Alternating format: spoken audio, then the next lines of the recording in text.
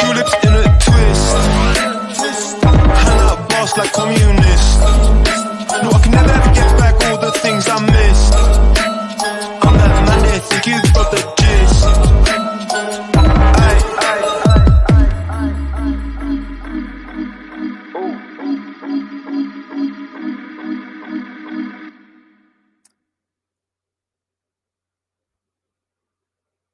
What is going on, guys? Tuesday, 21st of February.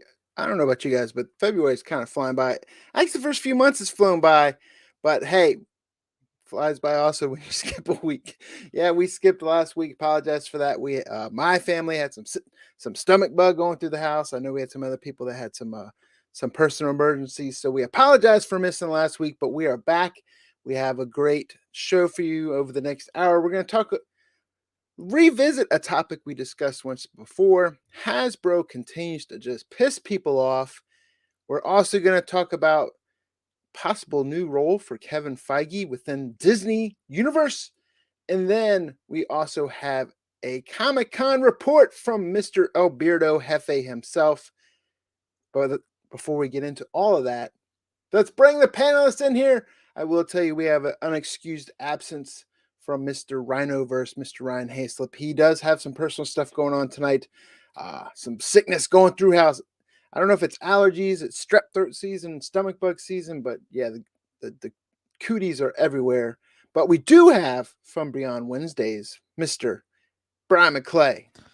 Dude, it just feels like everybody's been hit all at once. All the crap just decided, oh, we've had a good part of the year so far. Let's just shit on everybody. So I did want to take a moment to say congratulations, and you freaking rocked the national anthem at the Super Bowl, buddy.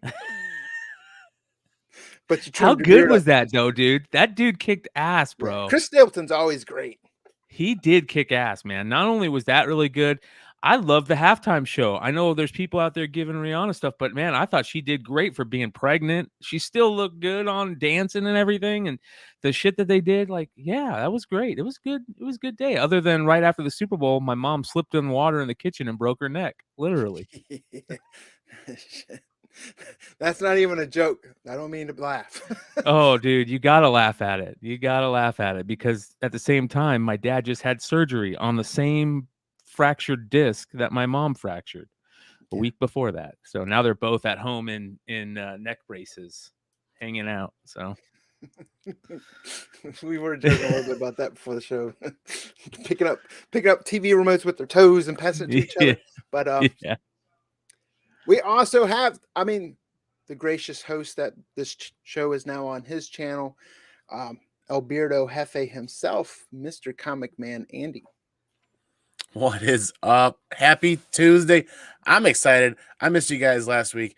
It is no joke, though. February is literally crushing our souls. We've been sick with a head cold congestion for the last 4 or 5 days. That's been really rough. So it's time to get some good energy, have some fun. And speaking of fun, McClay, do you know why golfers always wear 2 pairs of pants?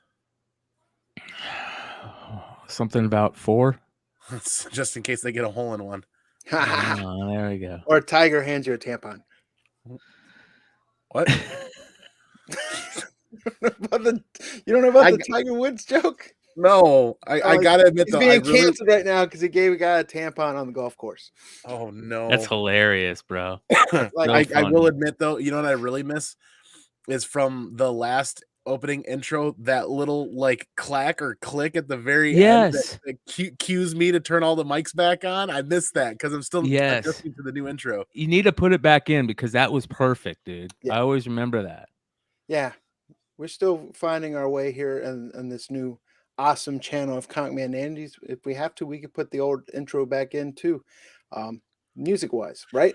But yeah, talking about crazy February, man. DC metro area, it's gonna be like 80 on Thursday, and then Saturday's supposed to be like 42. So that's why everyone's sick, head colds. I spent the whole day with a headache, but yeah, you can't mess around with temperature change like that. And let's get right into it. I know we kind of talked about this subject a few episodes ago. I'm not quite sure how long ago, probably been a month or so, but Hasbro's back in the news again, Bank of America is mad at them again, saying that they are pretty much responsible for destroying customer goodwill. Goodwill. I know we can go into a lot of other cards in general about this, but this particular topic, talking about Magic the Gathering, um, they're overproducing the cards and they're still charging a premium for it. We've talked about it before. One of the highlights was like, what is it, the 30th anniversary, where they were kind of reproducing scarce cards that were making it easier to obtain, and then at the same time diluting the value of those scarcity, and then still overproducing and charging a premium for those cards. There's also talk of Dungeons and Dragons doing the same thing within Hasbro, and that they're calling for a boycott of the upcoming Dungeons and Dragons movie. I'm not a Magic the Gathering fan, but I do collect cards, particularly soccer cards right now. And we've seen this. I know, Bryan, you've talked about it on your channel. We've talked about it in general.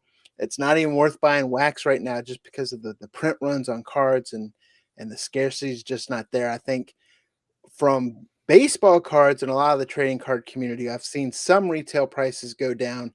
You definitely see the availability back on the shelves that you didn't used to see, especially in like Target and Walmart. And um, but Hasbro, I don't know. Are you a Magic the Gathering fan of any chance, or what are your thoughts on this topic? No, I'm not a Magic the Gathering fan. I was never got into it, but it's exactly the same as you. I feel for them.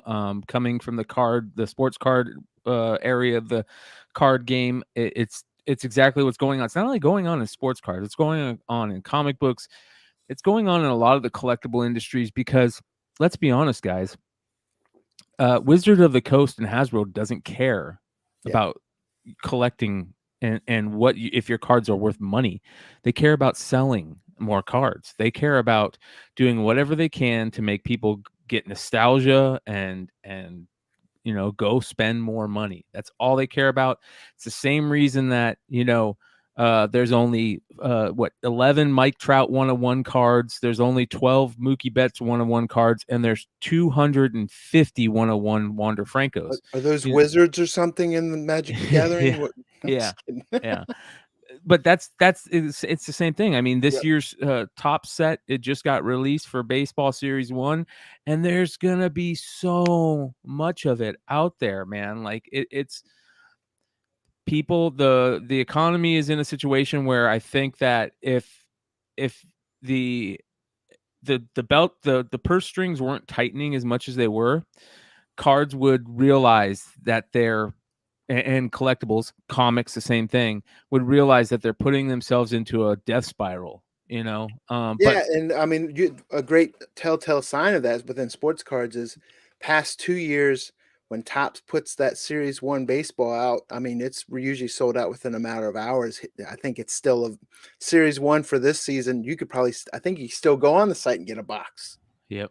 Yeah, it's pretty ridiculous, man. So I feel really bad for anybody that loves the collecting aspect of it. But again, at the same time, there's also people out there that they just enjoy playing the game, or they just enjoy the nostalgia part. They, just like with variant covers, there's, we talk about, or at least I do, I talk about how I think the variant game is kind of destroying this, what Magic the Gathering is doing and Wizards of the Coast are doing right now to their fan base.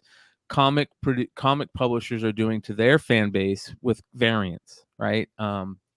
It's making us, it's burnout. It's definitely burnout. That's what it's going to cause across the board. Mm-hmm. I'm really curious on how many people in the chat have played Magic, or are playing Magic, or have considered playing Magic recently. Because for me, this really hits home. I grew up playing Magic when it first came out through junior high, and Magic was the next thing after Pogs for us growing up. We got into that and played through junior high and high school, and kind of lost my way for a while. But like 8, 9, maybe 9 or 10 years ago, I decided it was time to get back in, as I was getting back into other collecting hobbies. And I walked into the shop and I'm like, I really want to do this and get back into this. And even then, 8, 9, 10 years ago, reproduction of the sets because of how hard and how expensive it was to get some of the other cards, a lot of us kind of agreed upon.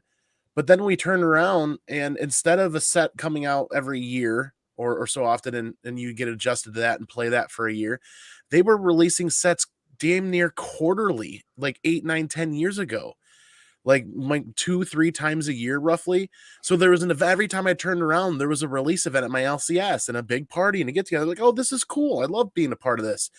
But I never even got accustomed to the set or playing that style or playing with those cards before the next set was coming out. Next thing I know, I'm spending money, hand over fist, even worse than comic book collecting, to the point where I'm like, this is not sustainable. How do they plan on keeping people playing Magic when me, an adult at that point with an expendable income, is choosing to step away because of how much bombardment they are doing, or how they're bombarding people with new sets and re-releases and reprints and all this other stuff. And I'm like, this is bad.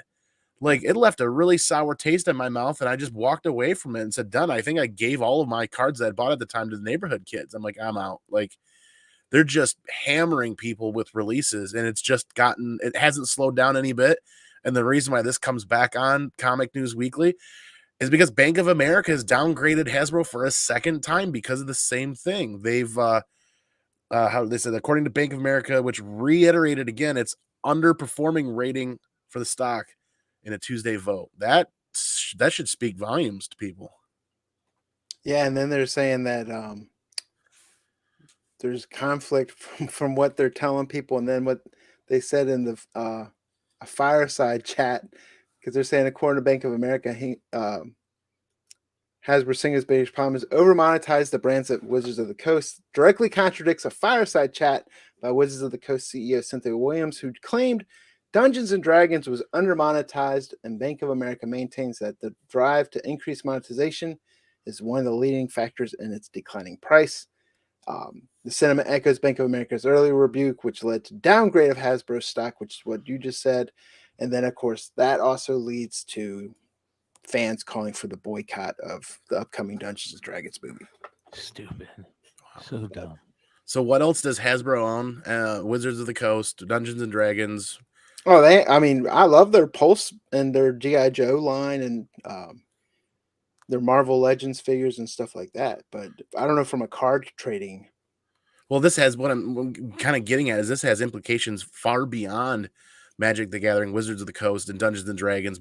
What's happening here is going to have a lasting effect on every arm of Hasbro to a degree. What's preventing them from turning around and over monetizing G.I. Joe or something else and burning out that fandom? And then are they just going to continue burning bridges until Hasbro has nothing left? Well, not to mention, it's kind of the wrong time to be picking to holding your feet, right? Keep drawing that line in the sand, because now more than ever, people are more cautious with what they're doing with their money, because the price of eggs costs more than a one-of-one Mike Trout. Yeah, exactly.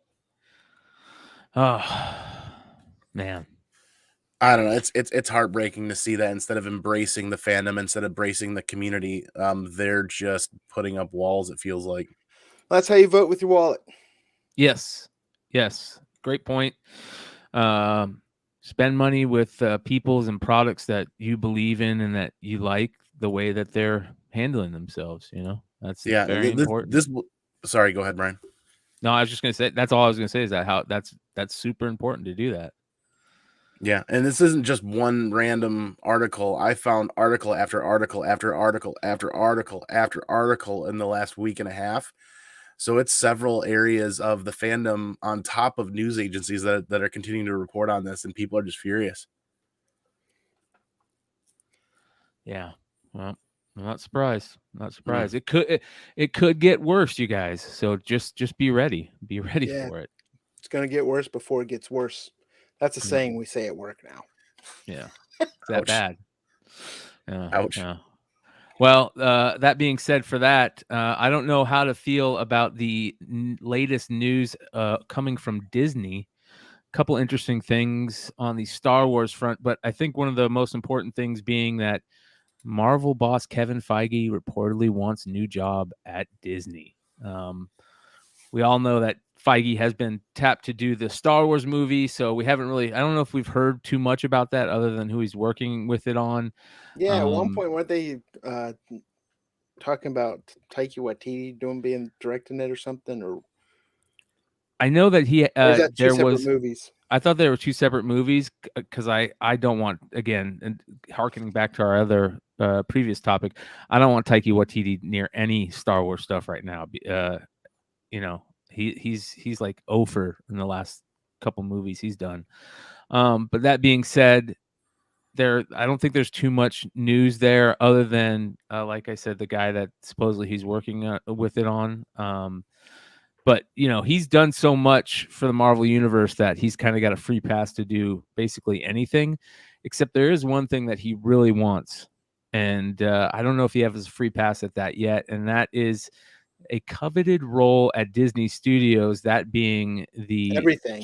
the chairman of Walt Disney Studios, which oversees all of Disney's movie and streaming arms, including Marvel, Lucasfilm, Pixar, and 20th Century Studios. And you're right, Brian. Basically, he wants to be head of everything. And if there wasn't a couple recent flops with Marvel, I would say he probably could just walk right into that office and take that spot. You know what I mean? But he's had a couple flops lately, and you know it's very interesting seeing what's happened recently with Ant-Man, and very surprisingly isn't doing that well, which is interesting. But because I thought it was a great movie. I think about 80% of the people that I've talked to thought it was a good movie. Again, just where our economy's at is very interesting. And so we'll see what happens there. But that being said, there is other news with Disney, that being Star Wars news. And before we get into the really bad stuff, we'll talk about the decent stuff. I don't know if it's bad or not, but that being that Liam Neeson is talking about why it's so bad over at Star Wars, or at Disney and Star Wars, is because they're kind of overdoing it, right? Just like we were talking earlier about being overdoing it in that first segment, again harkening back to that first segment. There's just too much. It's burnout. So many spin-offs, quote, so many spin-offs, it's taken away from the mystery and the magic. And that tends to happen. That's kind of like one of those first dominoes falling, right? That you have people start to realize like it's not as fun anymore. There's no wonder. And Yeah, you it take happened. away the looking forward to stuff, where the thrill of the hunt, so to say, right? If you always have it, you start to lose interest. And we've talked about oversaturation between MCU and Star Wars. Yeah. Well, fans are getting so angry. He's just pissed there's not a Qui-Gon show. And there should be, to be honest. Like they should have done more with Qui-Gon in Obi-Wan. But we have Obi-Wan coming back, right? Maybe they'll do something there. Obi-Wan stunk. Yeah. Who are you? I don't know. I liked it. I mean, this could be also, Book of Boba Fett stunk. Yeah.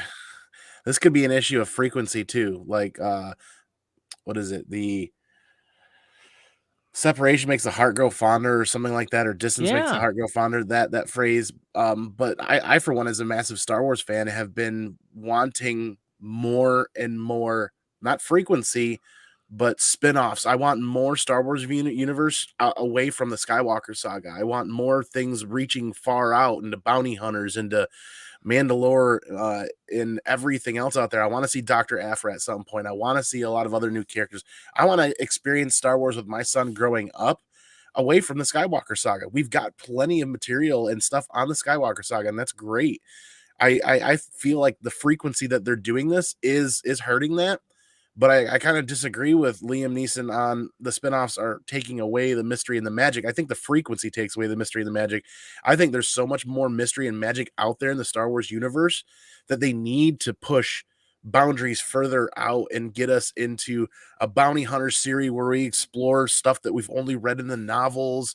And I think that'd be really, really freaking cool because there's so much IP with Star Wars that I don't know if I'll ever see in my lifetime.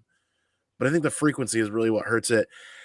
It's a slippery slope. There's a fine line there of too much, not enough. You can never make everybody happy. There's always going to be some people that aren't happy. I, for one, kind of land in the camp of I want more, but I don't want it every day or every week. I don't want to have Star Wars, an unending flow of Star Wars IP, because then, yeah, I'm going to get complacent. I'm not going to care as much. I think we're on the verge of seeing things switch back to the way they kind of used to be. I think people are starting to get sick of cinematic universe type stuff, and that's where DC can also thrive. Is I think we've talked about it a little bit before. Is instead of everything so much canon, you might see some more, for use DC's term, Elseworlds type stories that you're not tied to timelines and things of that nature, and you can explore more of that stuff. Yeah, I agree. I think that's Because you that's create so many definitely the way to go. constraints around yourself creatively when you're trying. And I think that's, I mean, Dan, who he nailed it with MCU, man. Once you cheat death and once you fuck with time, Yep. where else do you go? And it's kind of, I won't say jump the shark, because I think there's still great entertainment value in it, but you kind of lost that gravitas that the Marvel Cinematic Universe brought to you. I liked Wakanda Forever. I still like the first one better. I'm excited to see Guardians 3. I haven't seen Ant-Man yet, but I plan to. Yeah, and the cool thing about Qui-Gon coming back, to hit on what Cosmic once said, is like Qui-Gon is the first one to figure out the whole Force Ghost thing. Yeah. Right. So it would be cool to have that be in the storyline. But what Three Revers said, where he says, hate to see it, but I think Disney's relationship with a lot of its customers is declining. Well, not only is it declining with its customers, it's declining with its employees. Yeah. And another thing we were joking about before the show is that, it's time to get people are bitching now about going back to work. They were bitching earlier, a couple, months back and a year back about, not having work, and now they're bitching about going back to work. Now, I'm going to play devil's advocate here and bring up the question in a second. Let me lay it out before I bring up the question. Let me lay this out because it's very interesting, right? So Disney's employees are furious over Bob Iger's return to office mandate, and more than 2,000 have signed a petition to fight back. So recently, Bob Iger declared that employees will need to spend at least 4 days a week in the office. 4. He's getting some pushback this week, though. More than 2,300 staffers have signed a new petition to get Iger to reconsider the return to office mandate. Bob Iger, or the petition says, quote, there is value in being together, but we also need to look forward and embrace new paradigms that add value. And that's what I want to get into. I find it very interesting that people started spending more time at home and more time with their family.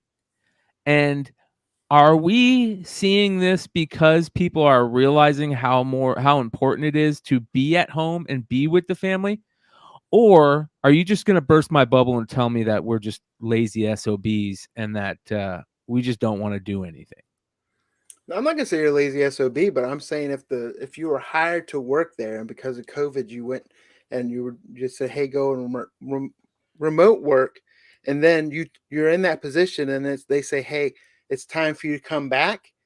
It's time for you to come back. I understand. Hey, you might have metrics that show I'm more productive at home. I'm more whatever. The bottom line is you're in a position that you started working in the office, and if they want you to come back to the office, you should be coming back to the office at that point. This isn't the only company. I think Goldman Sachs. We talked Blizzard Entertainment's going for it. It's a double-edged sword, though, because that makes a great recruiting tool for other companies that are offering remote work. I'm dealing with it with my job now, where I have vacancies. It's like, hey, I want a remote work. It's like, well, we support classified work. Well, no, yeah. I want a remote and access classified systems from home. And I was like, well, you can't do that. Yeah, that's stupid. So I mean, plus, to me, we've talked about it. There's a production thing. I get it, but there's also that work culture that Disney likes to create. I Yes. think with a lot of remote work, you might be productive, but there's also a lot of individualism that gets created instead of that work culture that come in and that teamwork or that morale. Um, Plus, like we said it before, I want to see the whites of people's eyes sometimes. I'm not saying you have to come in all the time, but if they're calling you to come in and you took that job and it wasn't 100% remote agreed upon when you got hired and say, hey, it's different if it's like, yeah, you can get remote, and then they're like, oh, we changed our mind. That Yeah, yeah. that's a I big agree. difference. I But agree, dude. um I agree. I think it's very interesting to see if we can find a happy medium there, but man, it's just more doom and gloom in my opinion, more things to be worried about. Basically Iger who's coming back after being gone for a while. He was gone for like a year, and he's coming back.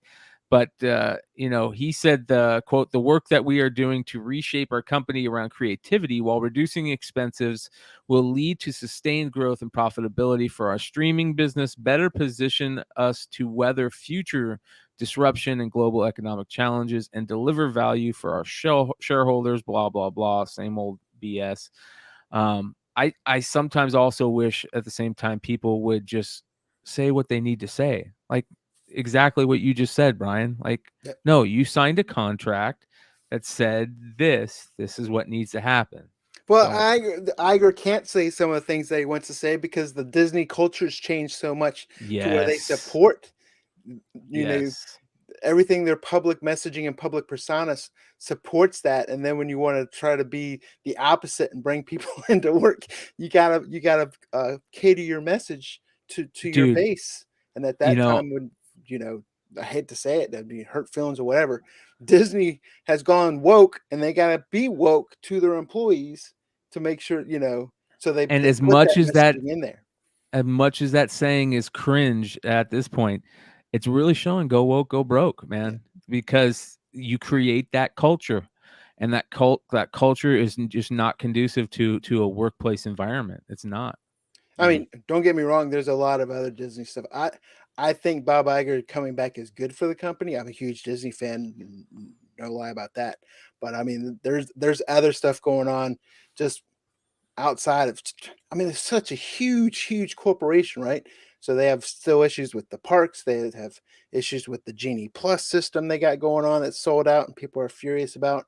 You got the unionized park staff that are upset because they're not getting raises.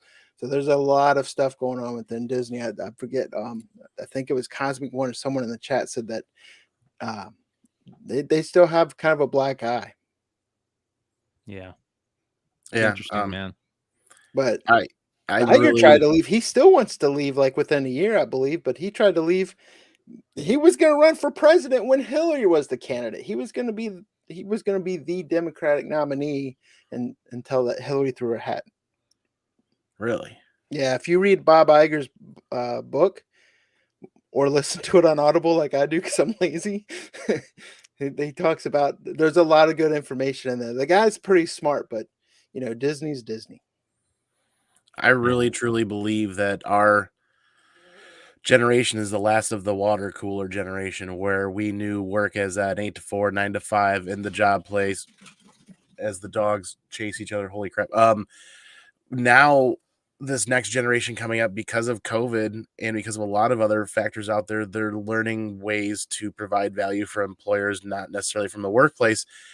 And then you guys are right. There are going to be people out there. There are going to be companies out there that are going to capitalize on that. They're going to have a smaller footprint in a building that's going to cost them less. They're going to be able to pay employees more to work from home. But maintaining that culture is going to take this new generation of people that are doing like what we do here every Tuesday night on Comic News Weekly. We're keeping our Comic News Weekly culture here with us and with the viewership out there. And we've learned how to do that. This new generation is learning how to do that in the workplace, and this is their workplace now. But some companies are not going to be able to sustain their business models or their culture going forward with that. So either companies are going to have to adapt and change, or companies are going to have to completely shut down and reopen something different. I don't know. I'm not a business owner. I don't know how to figure that out. but it's just gonna be a long, hard road of change. And that 9 to 5 water cooler type of job is gonna not necessarily be the go-to tool in that workbench or that tool bench for a lot of employers anymore. I know in my family, case in point, my wife has been work from home since the beginning of COVID, and they took a look at their numbers, and their numbers are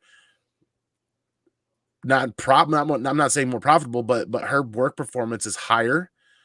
They're paying her more because of that, and it's costing them less to care for her and care for our family. So it's a Yeah. win-win for them. Yep. But, I mean, you're also hired to do a job. Some people to do remote work, and they daycare instead of actually remote work. So you have some people that will have to find daycare that will probably just quit because it's cheaper to stay home and watch their kids. Because if not, the whole salary would be going to daycare.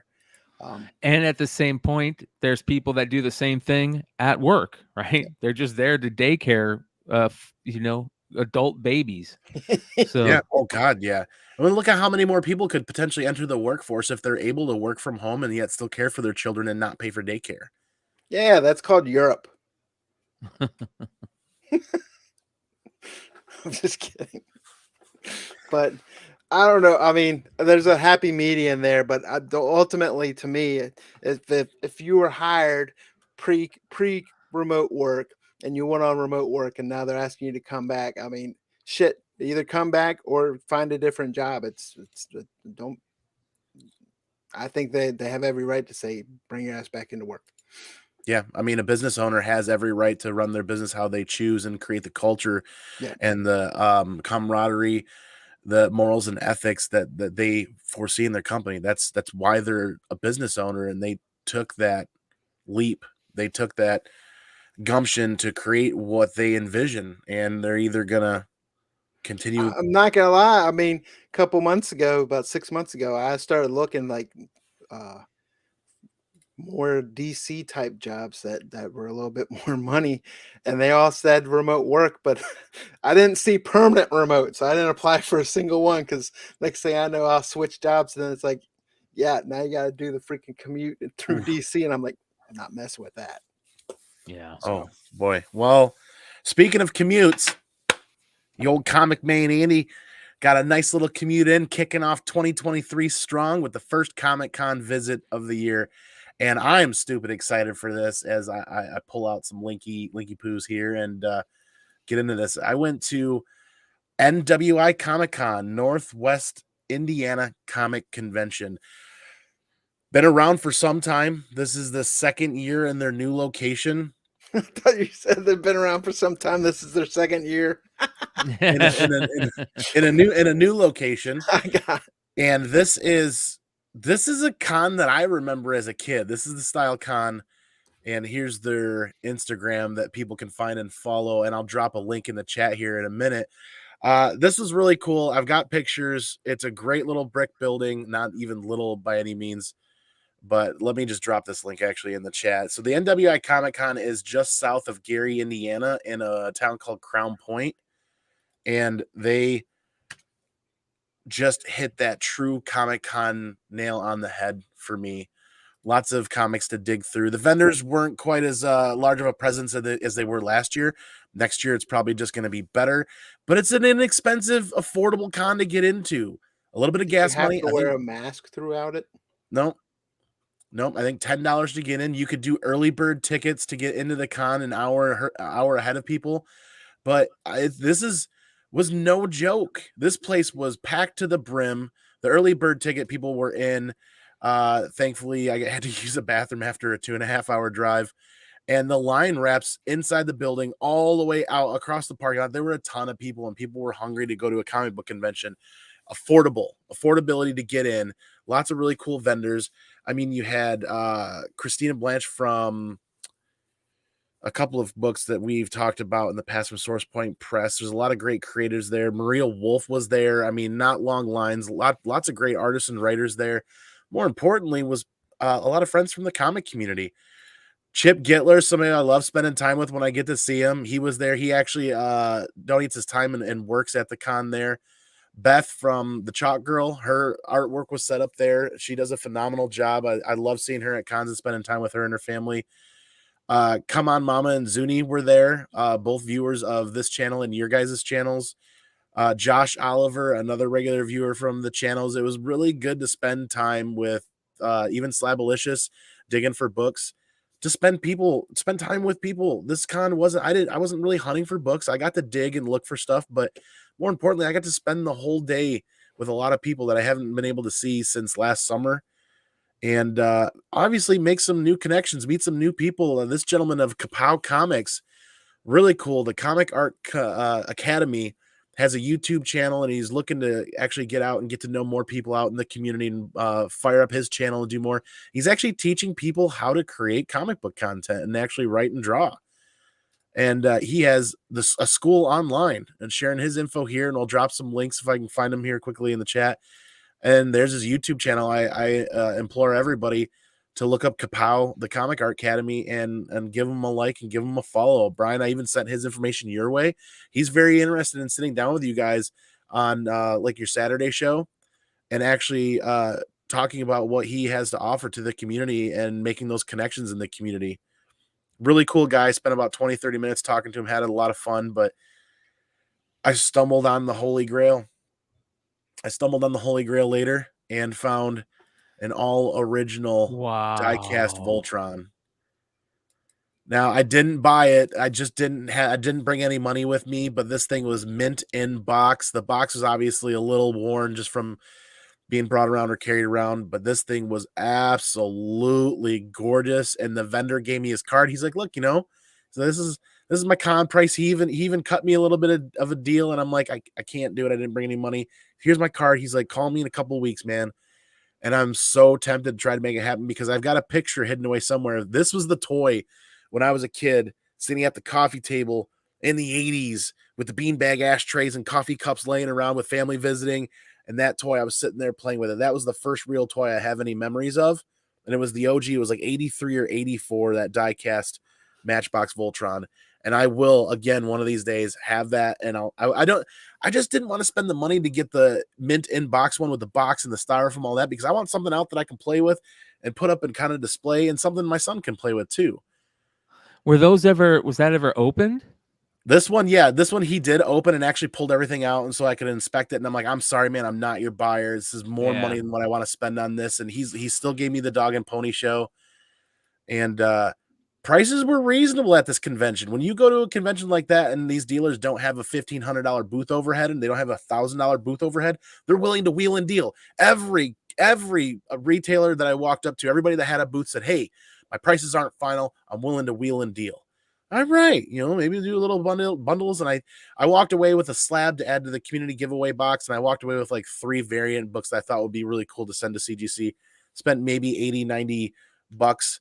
And that was really what I was looking to do, was maybe pick up a couple of books, but more importantly, spend time with a lot of great people. And that's a convention that, again, that link I dropped in the chat, and I'll drop it again if I can pick How far of a screen drive here. is that for you? 2.5 hours. Like I said, it's just south of Gary, Indiana. So you don't have to get into Chicago. I mean, if you're north of Chicago, you have to drive around. But from deep in Michigan, it was a bit of a drive, but not terrible. Was it like local vendors, but also like small business food vendors and stuff like that? Yep. So you had the food vendor there was a local community guy that did. Those are always better because you don't feel as guilty about spending your money. Mac and cheese with pulled pork on top, mac and cheese with chicken, canned drinks. It was really good food. And they're talking about expanding even further next year to utilize other buildings right next door for like a concession building or a food building, so that they can open up floor space, because they're drawing a an amazing amount of people for cosplay contests. The cosplay contest takes up 30% of that building alone. And the rest of it's artists, writers, and comic retailers, and a lot of cool people, just like that guy, the Kapow comic art guy, setting up and kind of wheeling, dealing, and telling people what he's about, and just being able to make connections and spend quality time with people in the community. Did you see anybody from the content community? Is there anybody else there that you noticed? Slabalicious, who was there, does A content lot of on Instagrammers. Instagram. Yep, and he's also on Whatnot. A lot of everybody else that was there wasn't necessarily content creators, and now that I mentioned I saw content creators that I'd never met before, that aren't like Nice. standard YouTubers in the YouTube community. They Yeah. had people there with actual production equipment, DSLR cameras and production equipment with the big screens around. Like they're getting real footage for either a news channel or something deeper into YouTube that I'm not aware about. So there was probably 3 or 4 kind of sets of people walking around like that. And that was one of my favorite times. Even last year, a year ago at NWI Comic Con, I just stuck my phone on a pole, stood it all the way up as far as I could, and just did a circle. Just did a circle to get the whole convention floor and posted that on Instagram as a reel. And I love going back and looking at that reel. There's so many people in that reel that I can remember and see there just digging through books. And I think I walked out last year with 2 short boxes worth of books, Star Wars books. And it's one of those conventions where, because they don't have that massive overhead, you could walk in there, you can get some great deals, and you can walk out with a load of books. Looking to complete runs, there's guys there with tons of backstock. And Do they've they got have a stuff Facebook still out in page the for that vans. con? A what? Does that con have a Facebook page and stuff also? Yeah. Let me drop the rest of those links in there. There's their Instagram. If I could get it. Their Instagram profile as well. Just drop that straight in the chat. And what was the other one? Yeah, I wish there was a way to preload these into StreamYard so you could just clip them right away and just connect to them. That's the hashtag to follow it. Then their Instagram profile. It's not like they've got a huge social media. No, but that's how you help them grow it. Yeah, no, I mean, sounds like like they don't have. I like those. I don't want to say small conventions because that kind of discredits it, but I like that more community feel convention. I mean, Baltimore. They don't have. Now, have Yeah, you they heard don't about have those like magnet fishers? God, I forgot People about that fish with magnets. Yeah. He just, speaking of Baltimore, they were just doing this guy's been doing magnet fishing in Inner Harbor. This weekend he pulled 3 guns out of the harbor. Wow. Really? At Baltimore? Yeah. Surprised you didn't I'm not find more. surprised. Not surprised at all. They don't have a social media manager is what I'm saying. So anything that we can get out and get to the community and share with people is going to help grow like their Instagram profile is the easiest place to follow them. They always do it in February every year. It wound up being a really sunny, really nice, warm day, which was awesome for everybody waiting in line outside because the line was super long. But I mean, if you want to get in early and just spend a couple extra dollars, it's $18 for an early bird ticket. That's kind of hard to beat. When I look at C2E2 costing $107, $108 for a 3-day pass, that's a lot of money. When I can that's just spend, probably all going to just put that convention on. Yeah. There's probably not much profit in that. No, and when I can spend $20 or $30 in gas to get down there and 10 to $15 out of my pocket or $18 to get in. All I'm saying is if you can drive 2.5 hours to a comic convention, you can drive your ass to work, people. I'm kidding. Wow. Oh, yeah. That was my little con recap. Once again, it was great seeing Chip Gittler. Beth. Beth is one that is the sweetest person ever at a convention, and her artwork is absolutely amazing. Her family's amazing. And Come On Mama and Zuni go to all of the conventions around the Great Lakes, and it's always great running into them. And they're on every show, or they're viewing almost every show, and they're watching every replay if they're not available. Love seeing them. And this is my first time getting to see Josh Oliver. I've missed him at the last 3 conventions. So I appreciate Josh found a Punisher book that I don't have. That was a cosplayer. Did he have a real? No, he was Punisher cosplaying with the coat and everything, man. So, is that real open carry right there? I didn't see it until after the picture, but it was cosplay and it was screened and everything going into the building.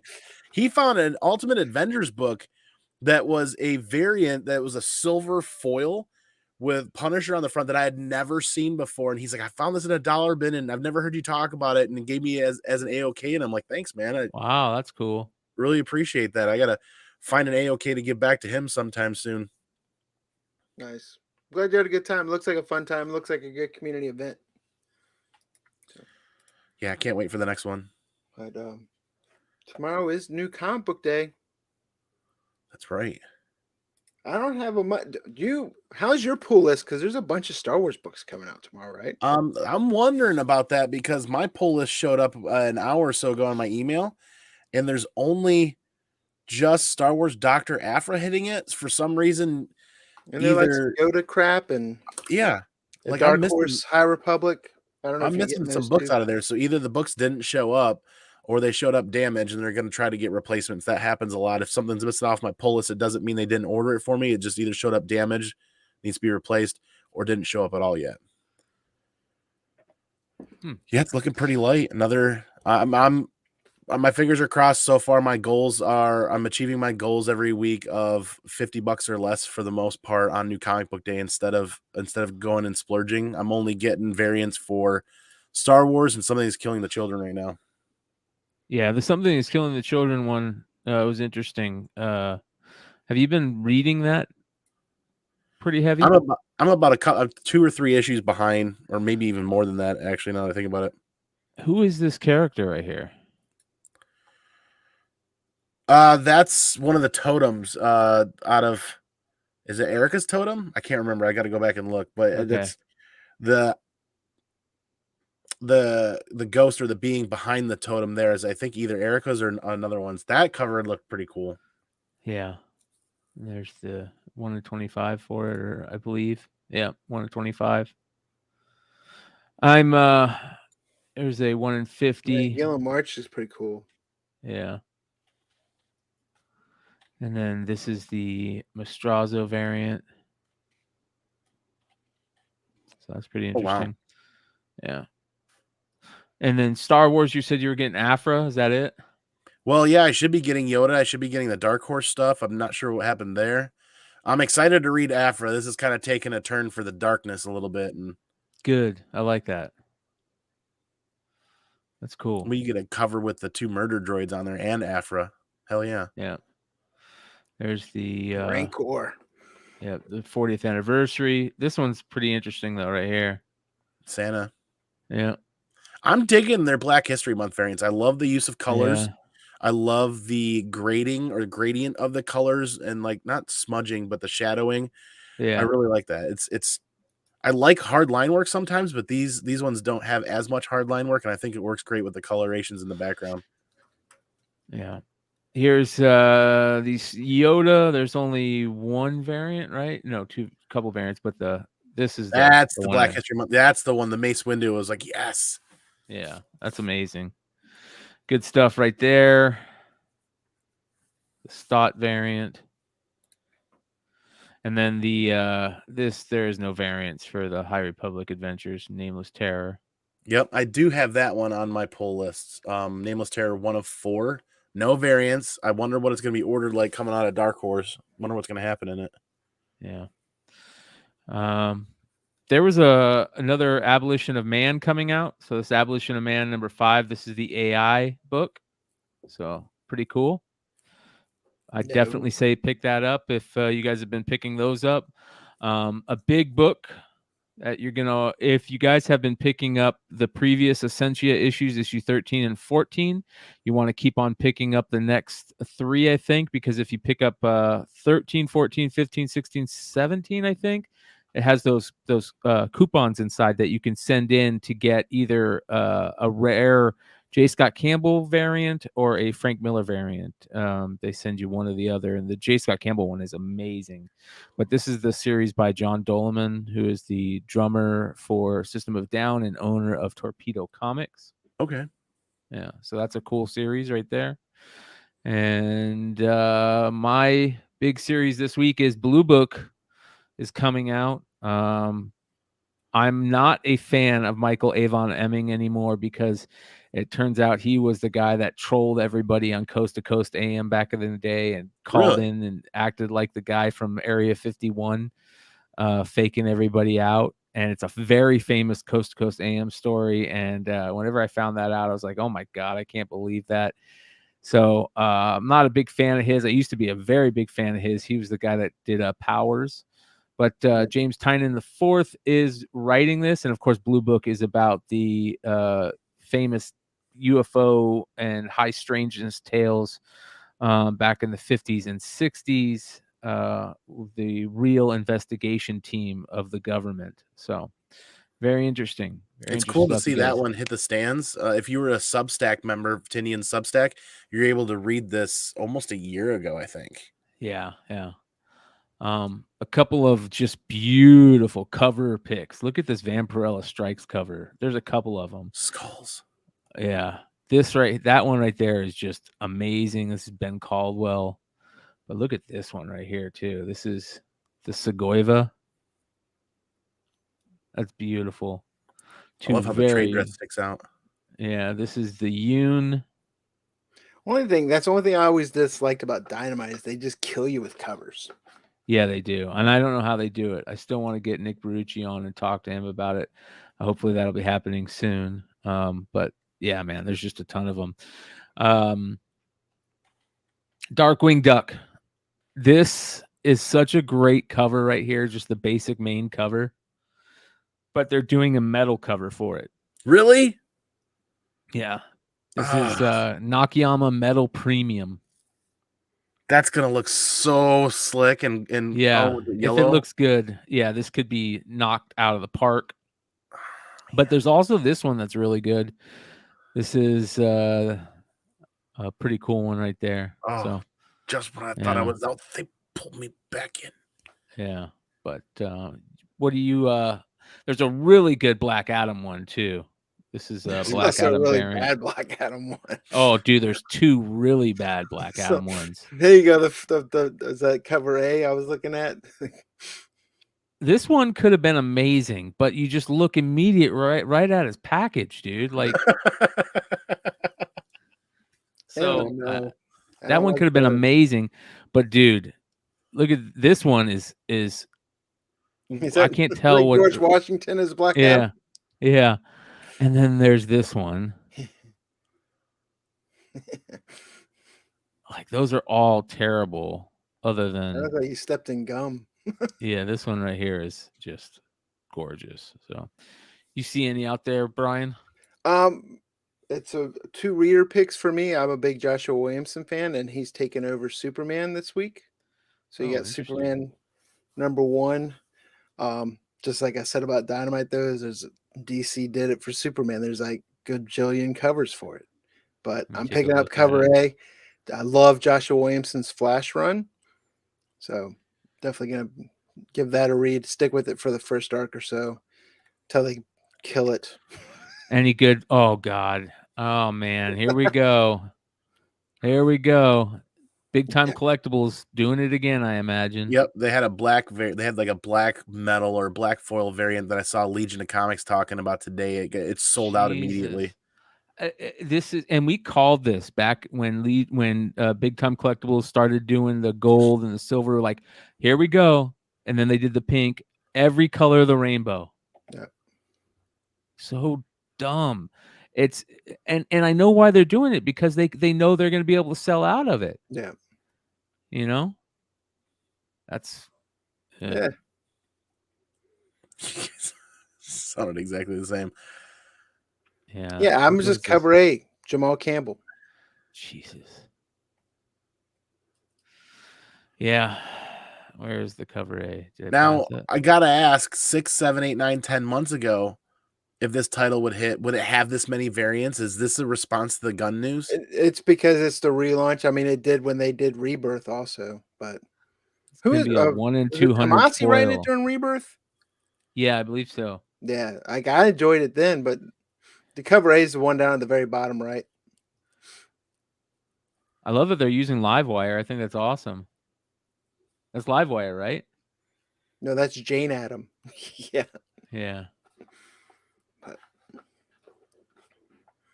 What was the other one that the reader pick image books called Local Man by Tim Seeley and Tony Fleece. Oh yeah. Yep. Oh, there's a good variant for that, yeah.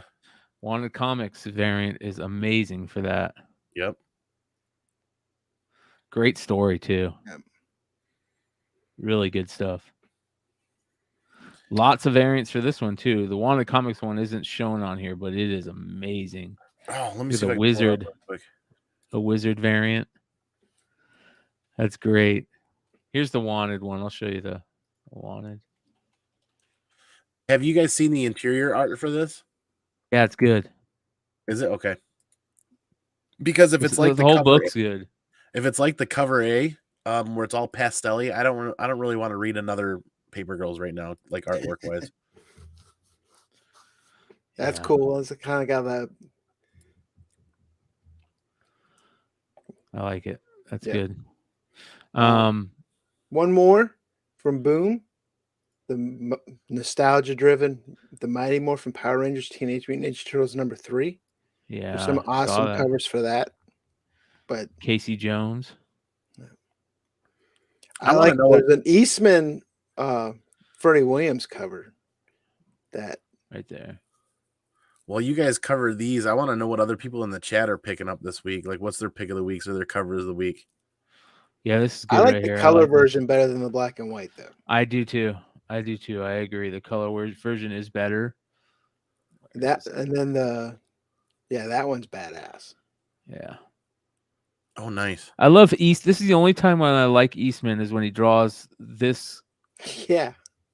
This style right here. He did this for the a couple, maybe a year ago for like it has the rainbow flag for whatever month that is, LGBTQ month, and it's really good and it's almost in this style. But this looks really good. There is a couple really good just plain cover picks. Junkyard Joe. Good old Jeff Look at Jones. that. Oh, Ice wow. Cream Man issue 34 is haunting. That is just such a haunting cover. It's kind of got a Sandman feel to it. Yes, It totally. does. Really good Strange Academy covers, but this is the best in my opinion. The Anceletto. The trading card one's pretty cool. Yeah, I think they're all good. I really like the main cover because I love Dormammu and Doyle. I think they're great characters.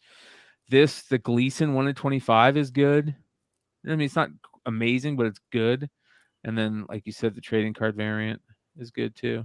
This isn't the first trading card variant they've done, right? I think I've seen another one. Yeah, I think might be number 4. Who knows? But then there's also the Catwoman books. Yeah, the Nakayama. They're good. They're not as good as they have been, though. No, you're right. The Sway, that's a good one. Really good. This is the Sweeney, and that one's pretty good. Yeah. Yeah, that's really good. And then this is the Will Jack. Oh, wow. Almost like Shannon Mare-like. Yeah. So That's good stuff. Yeah, good stuff on those. As Red Hood Comics would say, mama. The most amazing thing, and I'll save this for Saturday night on Modern Comic Mayhem. This is gonna be absolutely hilarious to talk about on Saturday night, not for the reasons you guys think. So, Cancel America Comics by Dave Sim, and there you guys go. Is this out tomorrow? Yeah. Yeah. Aardvark. So, yeah. Huh. And one of the most interesting covers that I don't know if it's terrible. The Dodson? Yeah, I can't tell if it's terrible or not. Is that Dodson? Where'd it go? Let me find it. I lost it. There it is. I can't tell if this is good or bad. Yeah. Like, I just look at them kissing, and I'm like, it looks like he's like got his mouth over her whole bottom jaw. Yeah. He's sucking her cheek in. You always like Knights of the Dinner Table. That comes out. So there's one of those out tomorrow too. Like good variant in it. Look. Yeah, look what else is coming out tomorrow. Boom, Saga. Yeah. Is that good? I'm surprised you didn't say that. Well, look at that cover, man. It looks like something Soza Micah would do. Yeah, that's like the first story arc of them returning, I don't think like this last issue and this issue is Saga at its best. Like this is getting good. Like I'm excited for the next several issues all the way to the end now. That first story arc just felt weird. It felt out of place. And then coming back with issue like 60, 61, 62, it's like, holy shit, this is getting good. Yeah. Ryan Adams, yes, Michael Avon Emming was the one that made the prank phone call about Area 51. Yeah. I will say, great series. Image, the omnibus. If you're a Bitterroot fan, the omnibus for Bitterroot comes out tomorrow. Oh, That's good. I love omnibuses and absolute editions. I think Marvel's just releasing the Dr. Aphra omnibuses earlier this month, maybe end of last month. What's great is when you can find someone and Diamond has them on like a steep discount. Yeah. Oh, what is that? In stock trades? Yep. Yeah. DCB services. Yep. Yeah, DCBS. Yeah. But that was when I got back into comics, man. I went crazy on that place, man. My favorite omnibus still is Jeff Johns Green Lantern. Yeah, the Rebirth. Yep. I love Kingdom Come. I think that's one's really good because you get the pages are so big and you could see all the little hidden Easter eggs that Alex Ross did. Like almost every panel has one or more Easter eggs in it. So I think that's probably my favorite omnibus. The Sandman ones are just gorgeous. They look like leather bound. They got really cool, accents and cool stuff when the way they look they look like old like books from like the 1700s. They're just beautiful. Yeah, and then the TMNT books. Yep. Yeah. Those are IDW put some great collection books out between G.I. Joe, Ninja Turtles. But speaking of which, do we have any news yet on who's getting the license? Nope. Wow. Nope. Stay tuned. Stay tuned. That's New Comic Book Day, which leaves us with one more thing.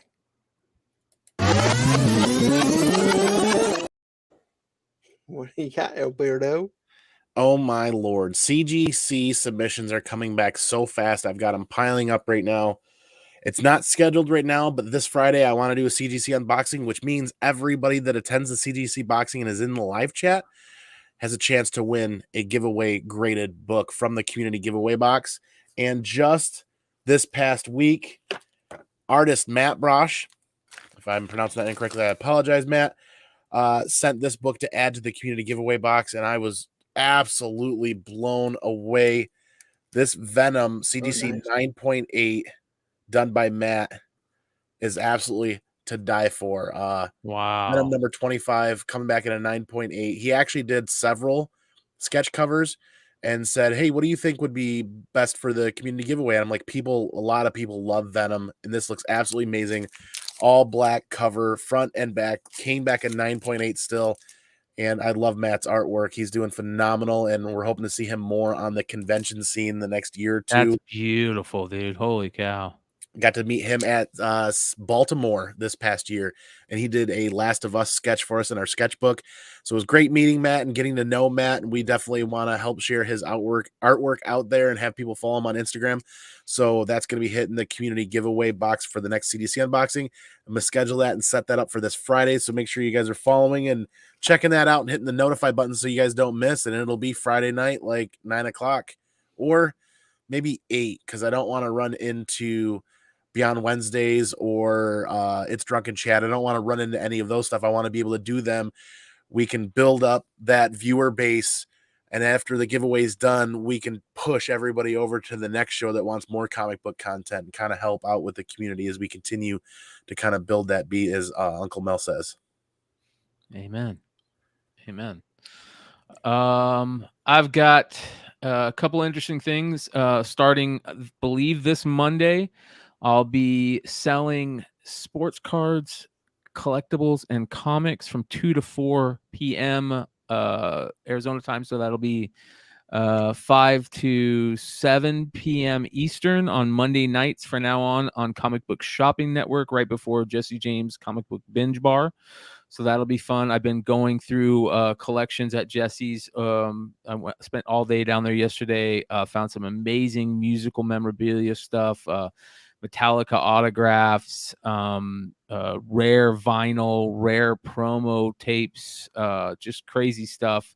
Brought home some amazing tickets to send to PSA, including Tony Gwynn's 3000th hit, Cal Ripken's final game, played the final game he played in his Iron Man streak, just crazy stuff like that. So that's going to be fun. And also you're going to see some new stuff on the channel. We're working right now on an industry roundtable show where we bring in big names in the comic book industry. And I'm not talking about content creators. I'm talking about comic book industry names, big retailers, big people behind the scenes, publishers, stuff like that, to sit down and talk about what's really going on in the comic book industry. So that's going to be very interesting. So be on the lookout for that over at Beyond Wednesdays.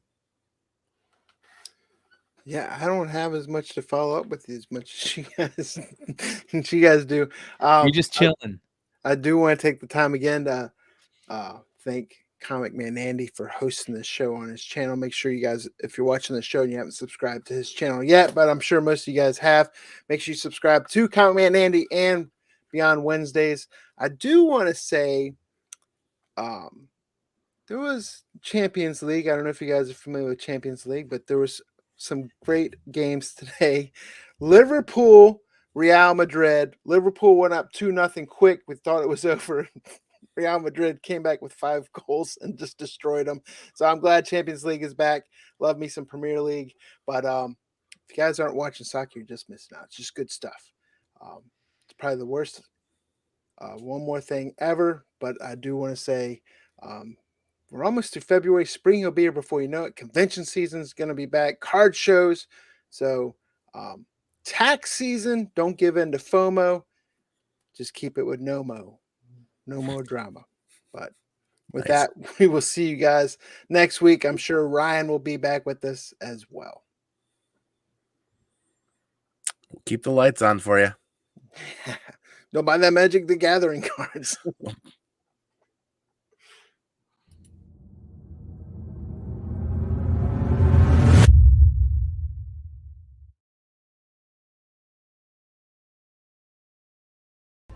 Excuse me while I change. The roller buggy has made me sweaty. Yeah, sweaty.